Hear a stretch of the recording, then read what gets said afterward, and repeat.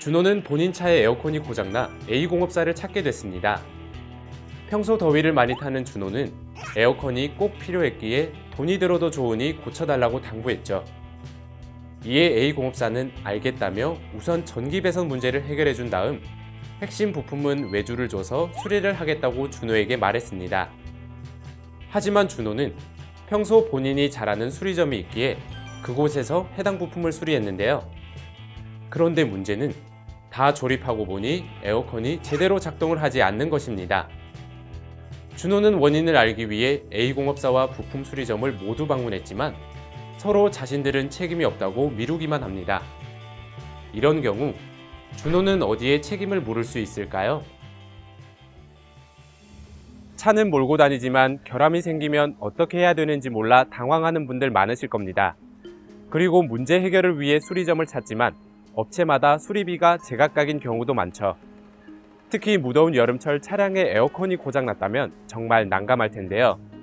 오늘 사례처럼 공업사와 수리점을 모두 방문했지만 결과적으로 문제가 해결이 안 됐다면 어디에 책임을 물어야 하는지 전문가 해석을 들어보겠습니다. 사안의 경우 A 공업사와의 수리 계약의 내용은 준호가 정상적인 부품을 가지고 오면 이를 가지고 에어컨을 수리하여 준다는 것으로 해석됩니다. 따라서 준호가 만일 A 공업사의 에어컨 수리 계약상의 채무 불이행으로 인한 책임을 물으려면 우선 자신이 제공한 부품이 정상적으로 수리를 마쳐 작동 가능한 부품이었다는 점, 그럼에도 에어컨이 제대로 작동하지 않는다는 점을 증명할 필요가 있습니다. 한편 부품 수리점에 대해 책임을 묻는 것은 법적으로는 A 공업사와는 무관합니다.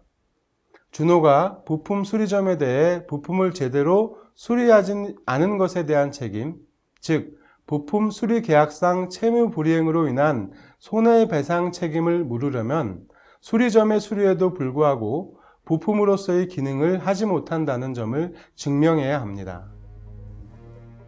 믿을 수 있는 정비소만 지정할 수 있다면 정기적인 점검을 통해 수리비를 절약할 수 있습니다.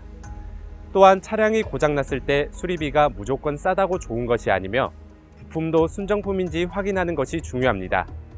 귀찮더라도 여기저기서 견적을 비교해보고 현명한 선택하길 바랍니다.